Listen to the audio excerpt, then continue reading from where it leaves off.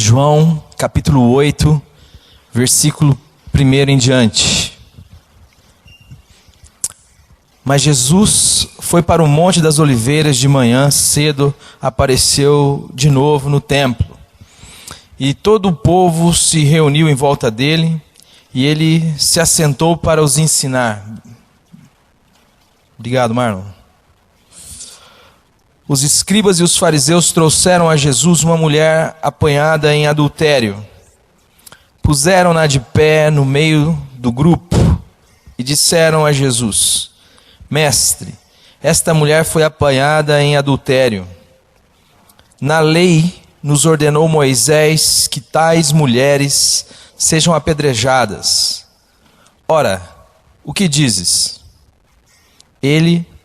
Eles usavam esta pergunta como uma armadilha para terem do que acusá-lo. Mas Jesus se inclinou e começou a escrever na terra com o dedo.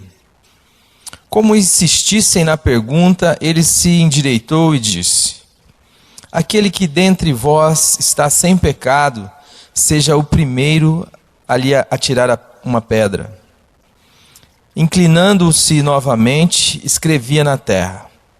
Quando ouviram isso, foram se retirando um a um, e a começar pelos mais velhos, até que ficou só Jesus e a mulher no meio onde estava. Jesus endireitou-se e disse: Mulher, onde estão eles? Ninguém te condenou? Respondeu ela: Ninguém, Senhor. Disse Jesus: Nem eu também te condeno. Vai e não peques mais. Jesus continuou a dizer à multidão: Eu sou a luz do mundo. Quem me segue não andará em trevas, mas terá a luz da vida. Desafiaram-no os fariseus: Tu testificas de ti mesmo, o teu testemunho não é válido. Jesus respondeu: Ainda que eu testificasse de mim mesmo, o meu testemunho é válido, pois sei de onde vim e para onde vou. Mas vós não sabeis de onde venho e nem para onde vou. Vós julgais segundo os padrões humanos, e eu a ninguém julgo.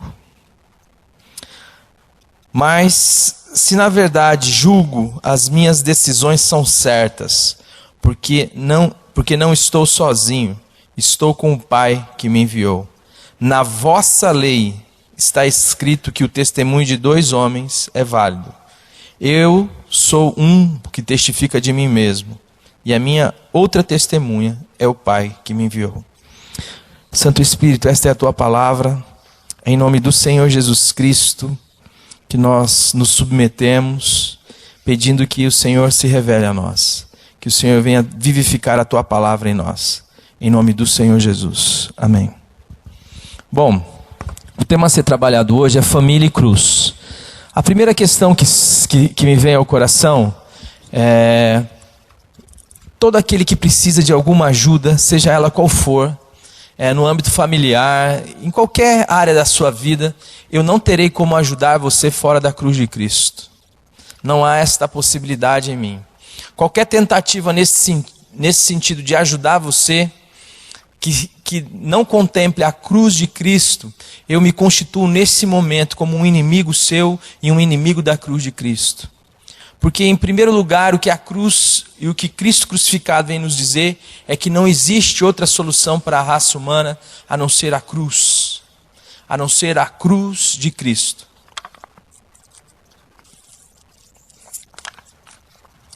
Então, toda e qualquer ação verdadeira que pode mudar a sua vida, que pode mudar a sua família, que pode trazer vida a você, só pode acontecer se ela passar pela cruz.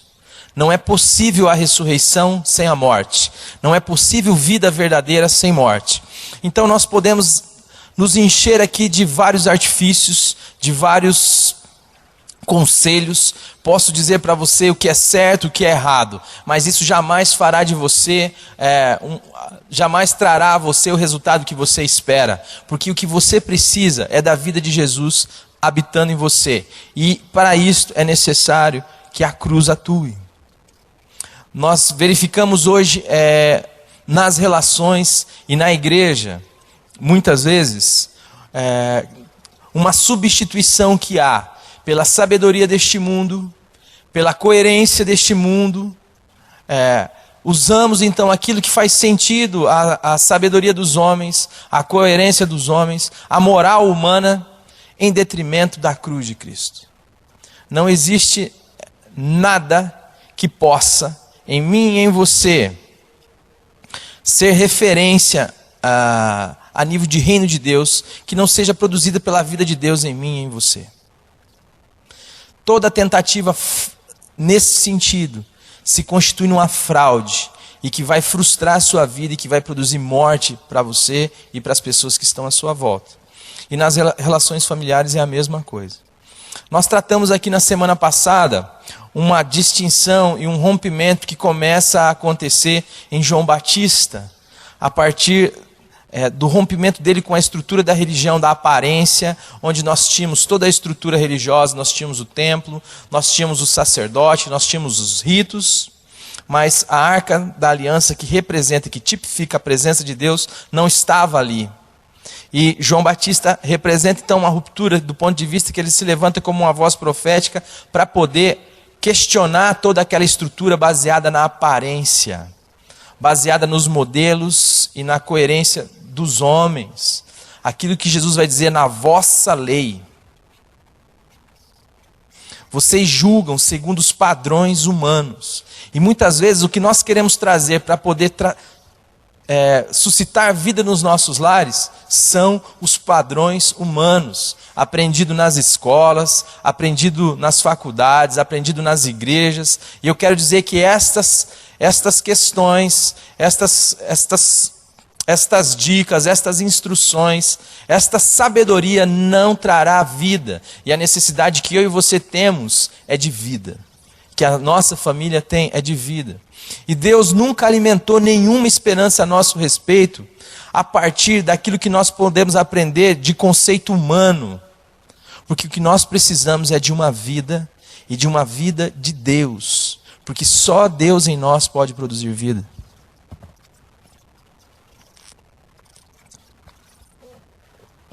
O problema então é que nós confundimos o novo do evangelho, aquilo que nós tratamos aqui na semana passada, o vinho novo, tentando colocá-lo num odre que é velho. Não dá. A justiça retributiva da lei, que você encontra lá em Deuteronômio 28, ela não permanece na nova aliança. O sangue da nova aliança é aquilo que sustenta a sua relação com Deus e é a fonte da onde você tira a vida para tudo que faz parte das relações humanas. Seja o seu trabalho, os seus estudos, a sua relação familiar, o seu namoro, o seu casamento. Tudo só pode vir de um lugar, que é de Deus, que é sustentado por Deus. Então nós colocamos a primeira questão que a cruz vem nos comunicar nas relações familiares, é que na sua casa ninguém presta.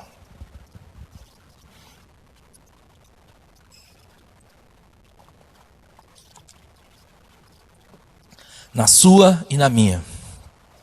Ninguém presta.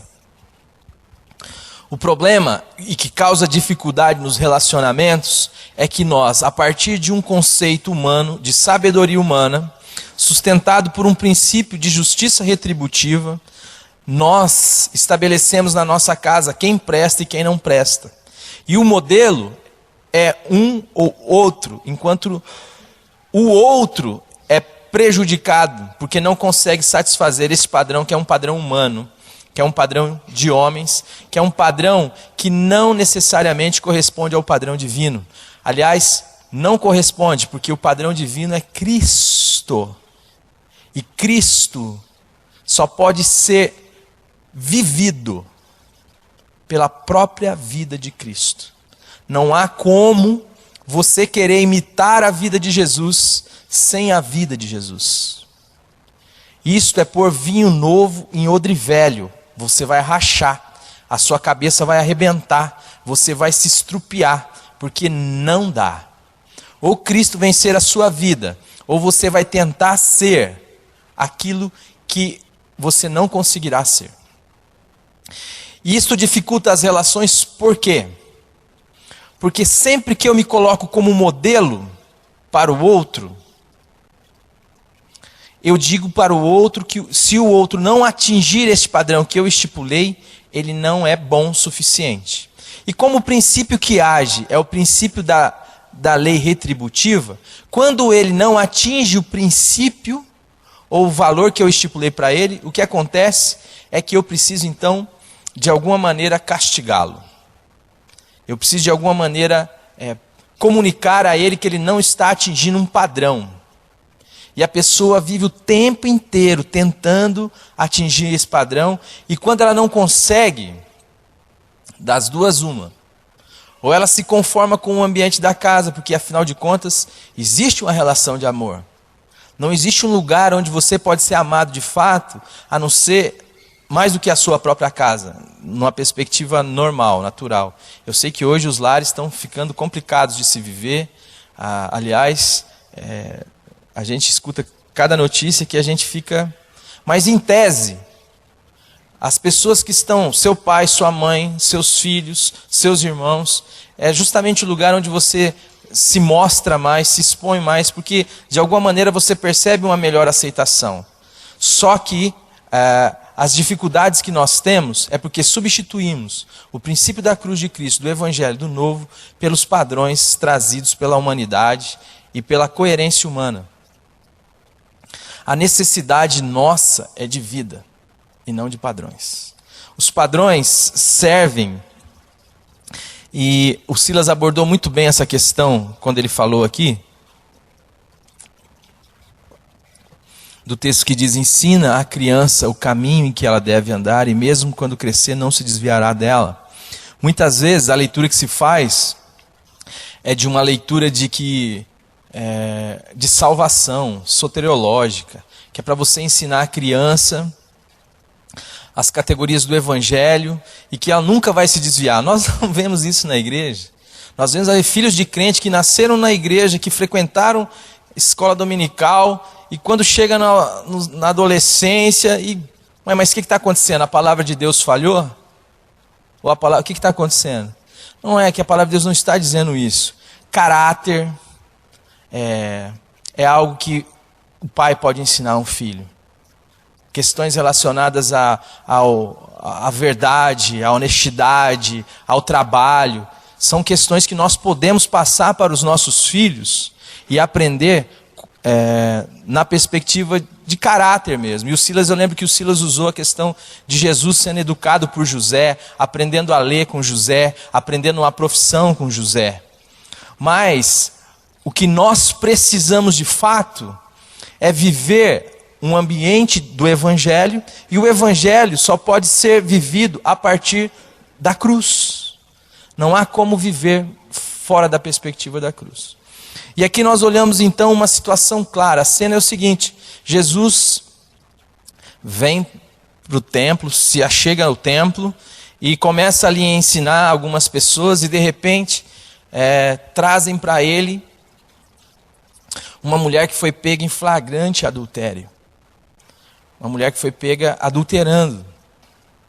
E existia um padrão que dizia o seguinte, trazido pela lei, pela religião, pelo aquilo que Jesus vai dizer assim: está escrito na vossa lei. Bom, alguém que for surpreendido nessa condição, é necessário então que se apedreje ele até que ele morra. E pergunto para Jesus: o que você fala, Jesus? E nós precisamos entender muito bem isto, porque nós somos discípulos de Jesus Cristo e não da lei. Por isso que Jesus, lá no Sermão do Monte, direto vai falar assim: é assim que a lei diz, eu, porém, vos digo. Nós precisamos estar atentos ao que Jesus diz, não ao que a lei diz, mas ao que Jesus diz. Porque nós somos discípulos de Jesus e não da lei. Porque a lei não pode aperfeiçoar ninguém, diz a palavra.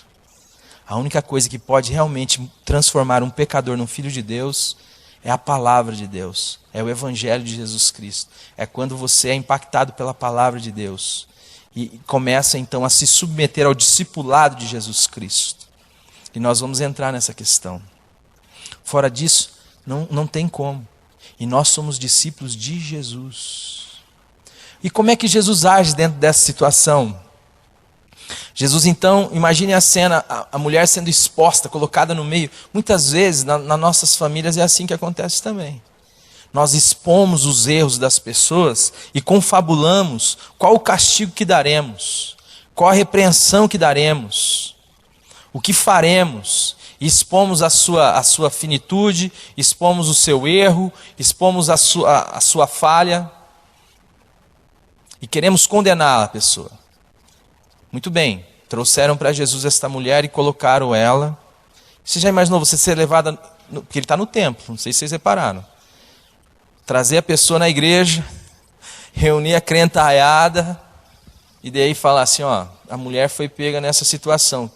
A lei manda a gente fazer isso. O que a lei manda? Manda a gente disciplinar, manda a gente tirar ela do louvor, manda a gente cortar ela dos ministérios, e quem for direito não anda mais com essa pessoa. E tu, o que tu dizes, Jesus? E esta é a pergunta que nós devemos fazer, porque esta é a primeira comunicação da cruz, pelo menos para mim, não sei para vocês, é o que eu falei. Ninguém presta na nossa família. E Jesus então diz, bom, a lei diz isto. E a lei não está errada. Paulo vai perguntar, acaso se tornou bom em morte? É a lei ruim? O problema não está na lei.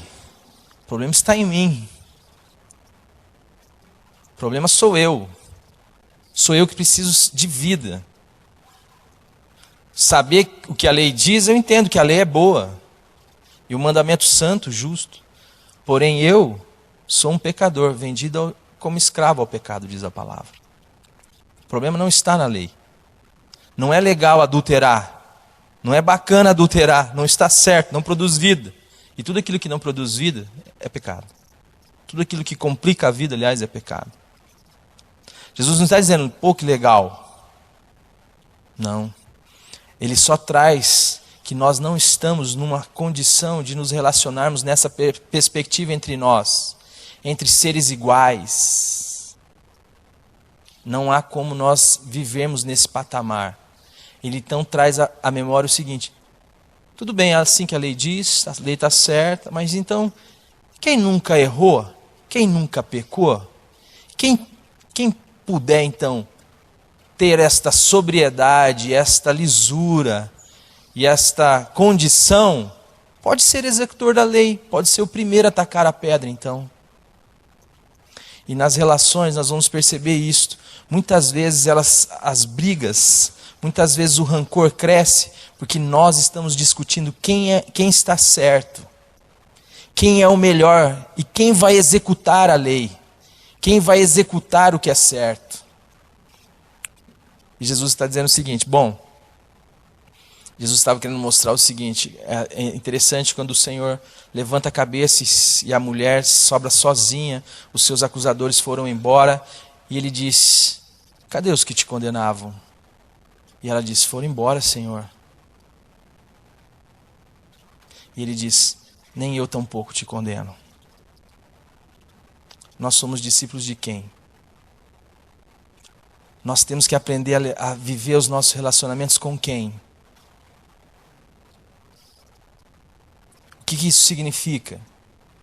Significa que você vai aceitar toda e qualquer conduta? Jesus fala o que para ela? Vai, não peques mais.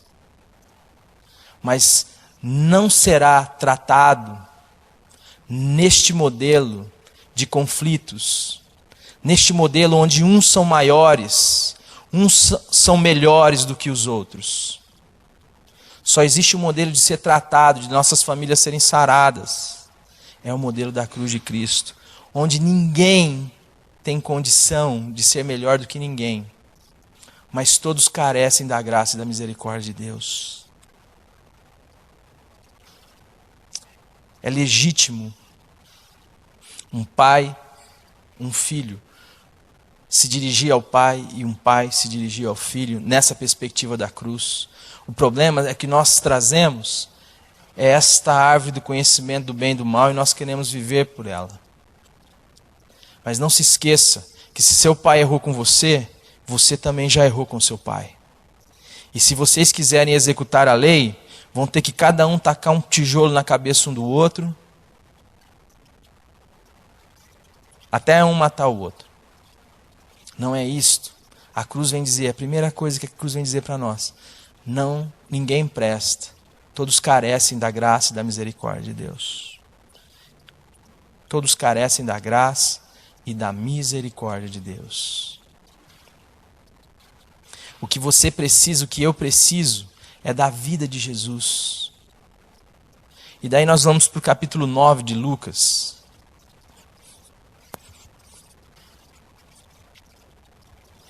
O verso 23.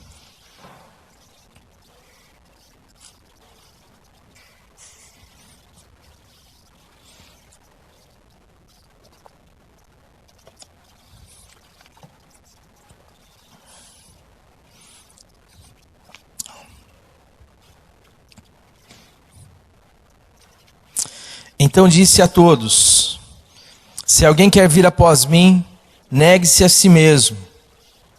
Tome cada dia a sua cruz e siga-me.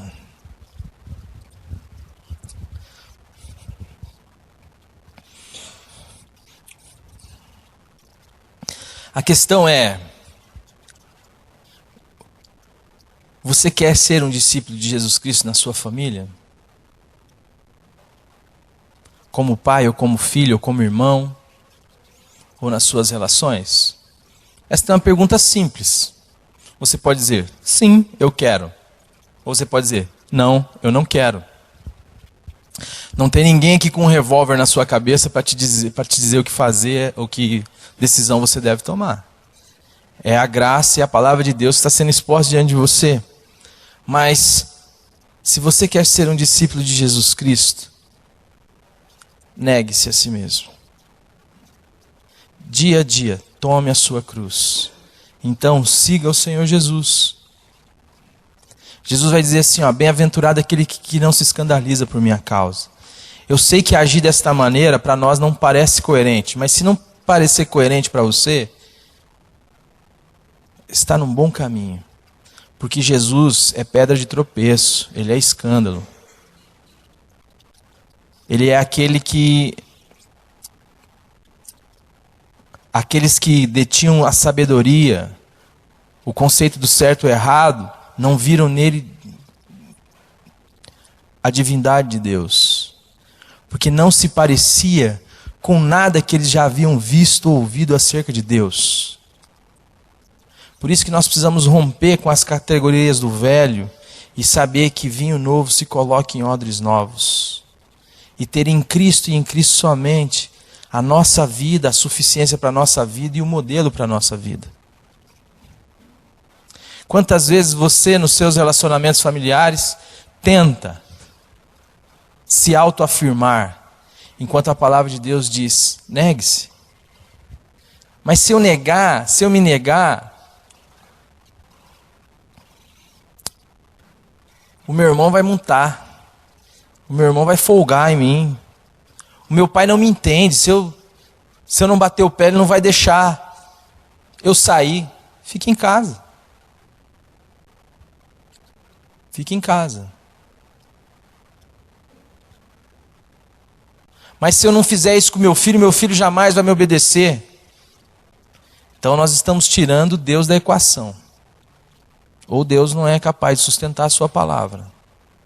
Ou nós estamos dependendo de nós mesmos e não do poder de Deus.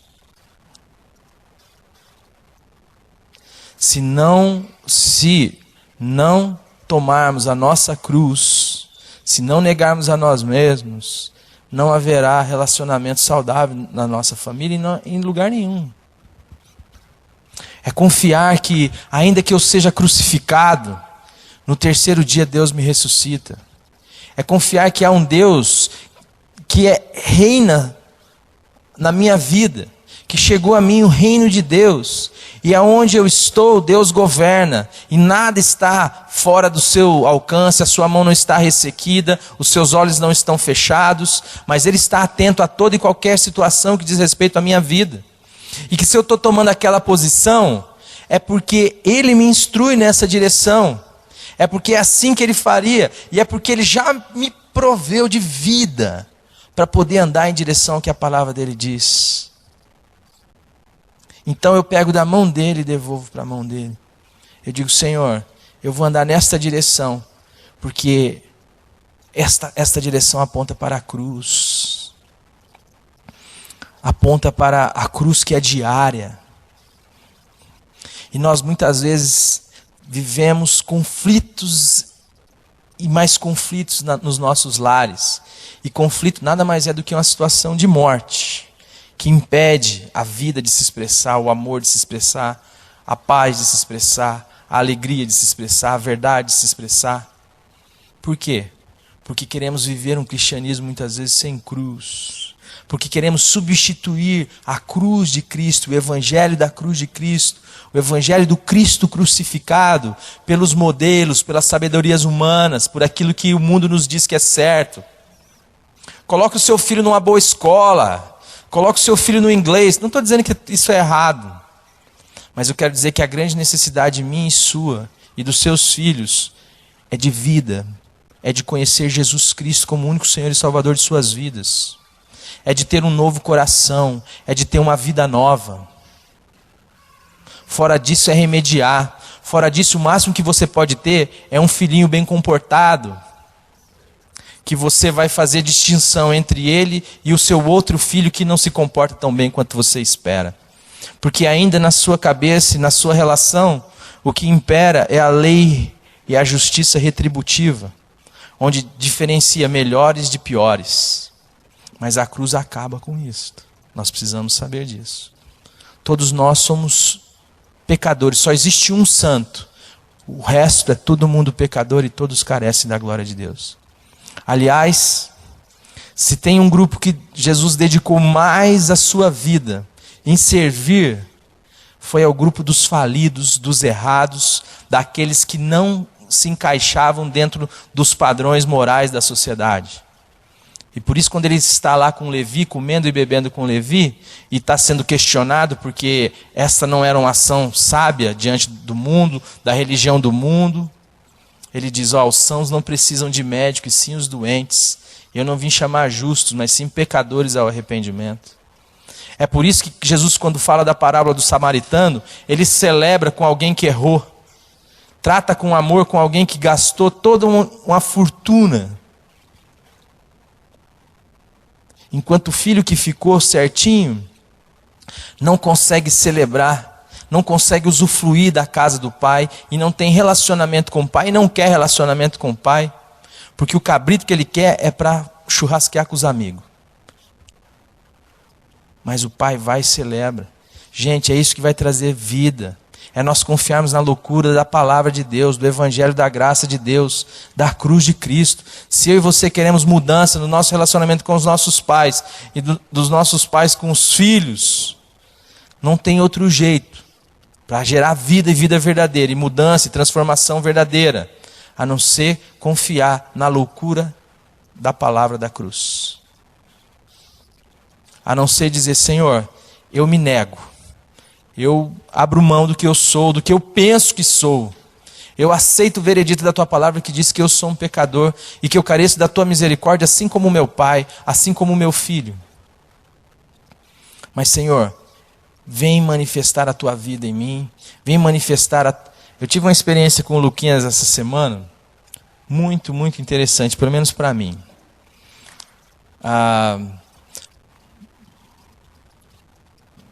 A palavra nos instrui a corrigir os filhos com vara. Alguns pais perdem o tempo disso, né? O cara está com 20 anos nas costas e o cara está querendo dar varada no filho. Não vai dar certo isso aí. Isso aí já era para ter usado na hora certa. Não dá mais.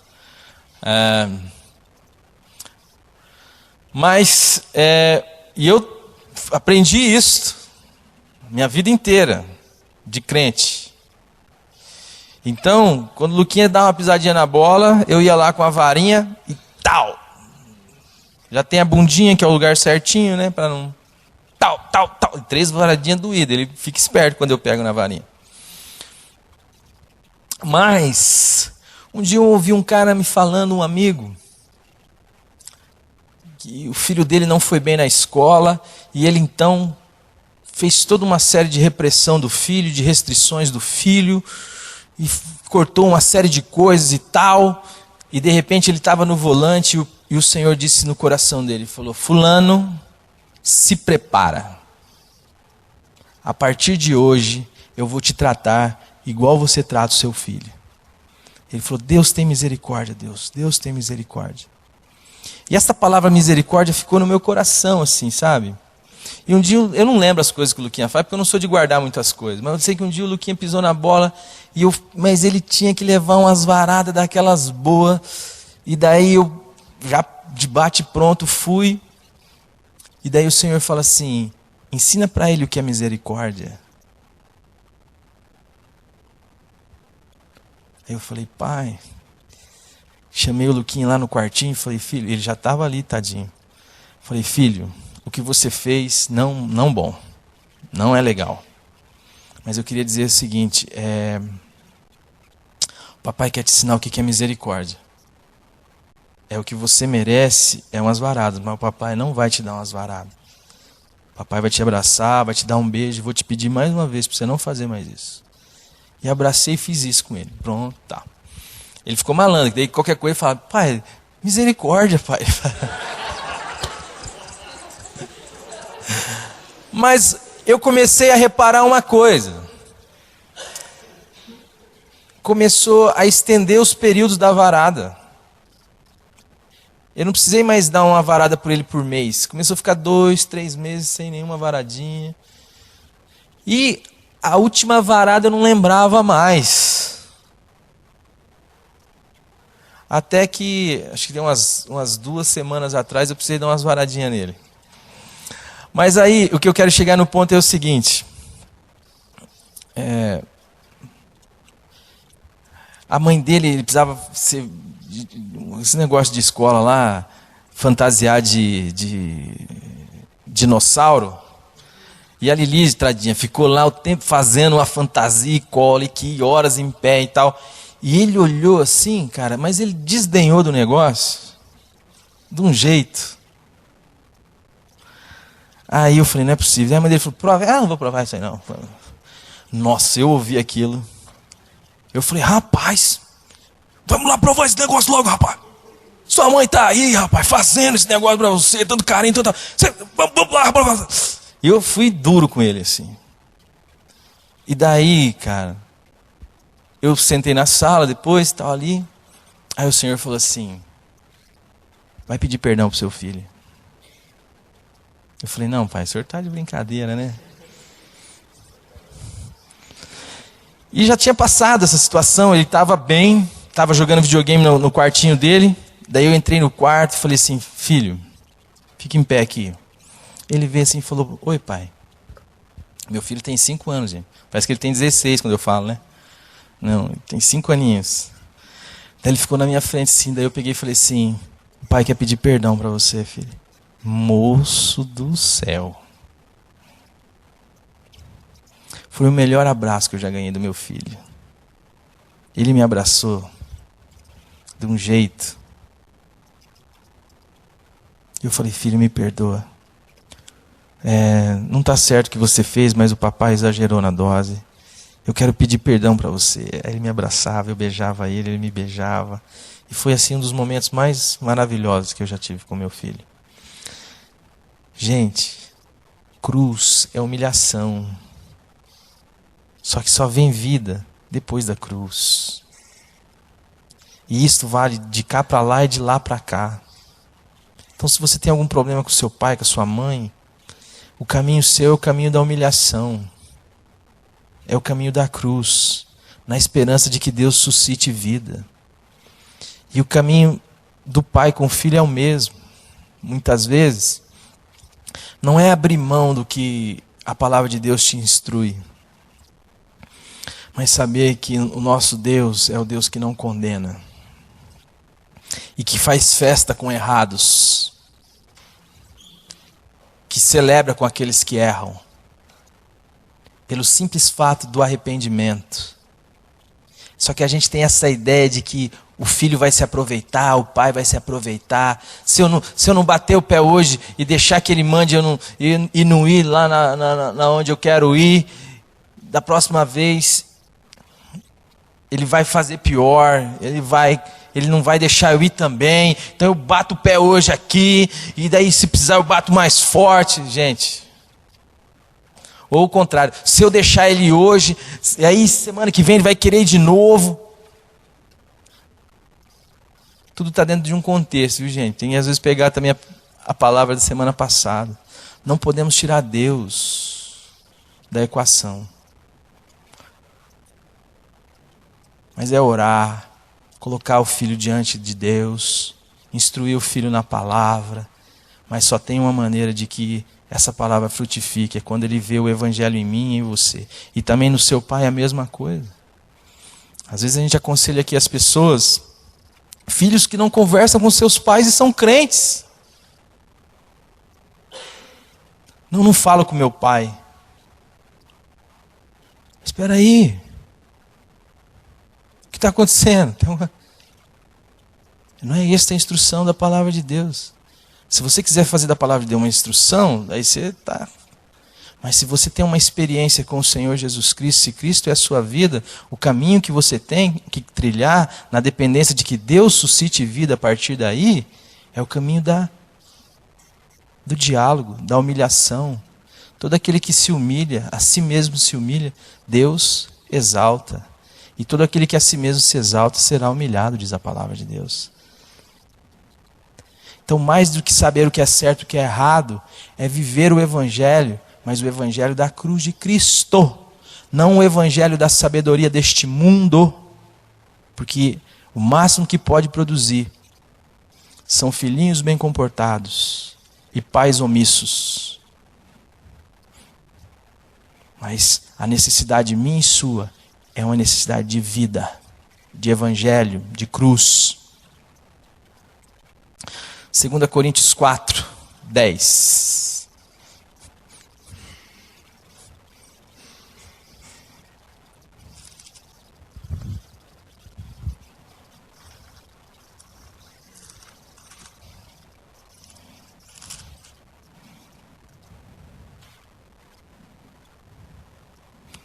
Levando sempre por toda parte o morrer do Senhor Jesus no nosso corpo, para que a vida de Jesus se manifeste também em nosso corpo, nossos corpos mortais.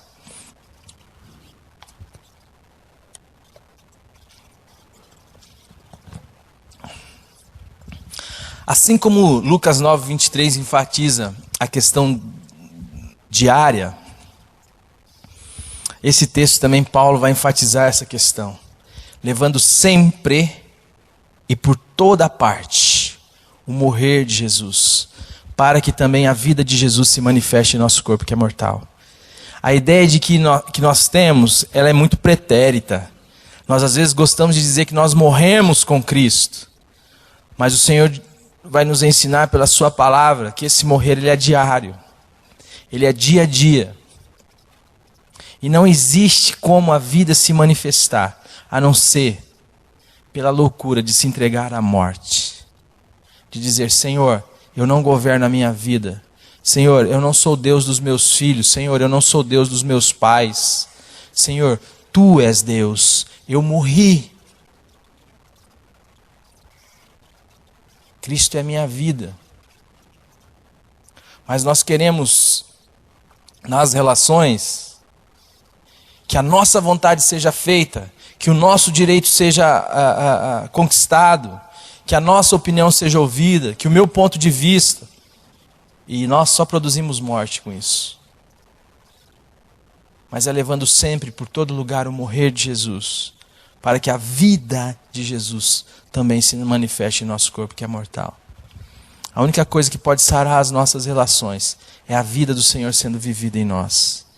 É Deus sendo manifesto através de mim e de você. É o amor sendo manifesto através de um pecador. É a misericórdia sendo manifesta através de um pecador. É a justiça sendo manifesta através de um pecador. Porque Cristo habita em mim.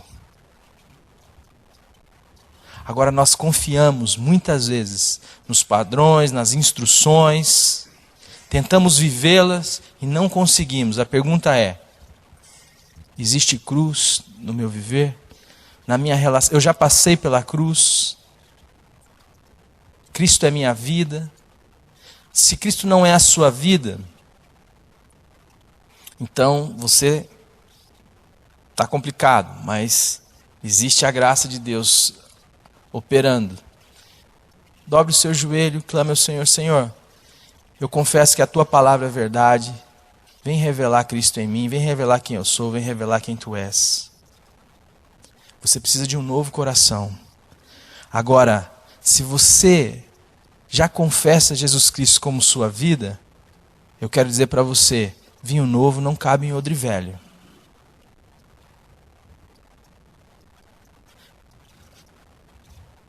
Vinho novo não cabe em odre velho. Não dá para adaptar reino de Deus com o reino deste mundo. Você é chamado a amar. Você é chamado a perdoar. Você é chamado a servir. Você é chamado a se humilhar. Porque sabe que existe um Deus que toma conta da sua vida. Se você se diz um regenerado, mas quer viver fazendo a sua vontade, quer viver tirando satisfação com as pessoas, quero dizer para você que se você vai produzir a infelicidade para você e para os outros. Mas aprenda de Cristo, como Ele nos ensina. Aprendei de mim, que sou manso e humilde de coração. Aprendam de mim. Você é chamado a viver a partir de Jesus, a dar passos em direção a situações que a tua carnalidade vai dizer: não é certo eu fazer isto. Eu estou certo, fulano está errado. Se eu fizer isto, eu vou estar abrindo mão da minha razão. Mas lembra que a cruz veio acabar com as nossas razões. Quem tem razão, então atire a primeira pedra. Agora, quem não tiver razão, clame a Deus misericórdia. Porque se estão errando com você, você já errou com alguém. E você já errou com Deus. E se Deus fosse tirar satisfação com você, o seu lugar era o inferno, assim como o meu. A única solução para nós é que Deus não veio tirar satisfação conosco. Deus veio morrer numa cruz. E fala que se você quiser ser discípulo dele, negue-se a si mesmo. Dia a dia tome a sua cruz e então siga. Aí a vida ressurreta vai se manifestar na sua vida, na sua família, nos seus filhos, nos seus pais. É assim que nós somos chamados a viver a vida em família. E o contexto da cruz na família é onde a loucura do Evangelho faz sentido, no reino de Deus. Amém?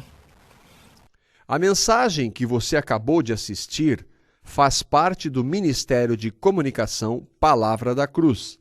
Temos um grande acervo de estudos bíblicos em áudio e vídeo. Distribuímos também, gratuitamente, o jornal mensal Palavra da Cruz. Entre em contato conosco pelo fone fax 0 operadora 43 3322 3037 ou pelo e-mail com@palavradacruz.com.br. Visite-nos também pelo site www.palavradacruz.com.br. Graça e paz.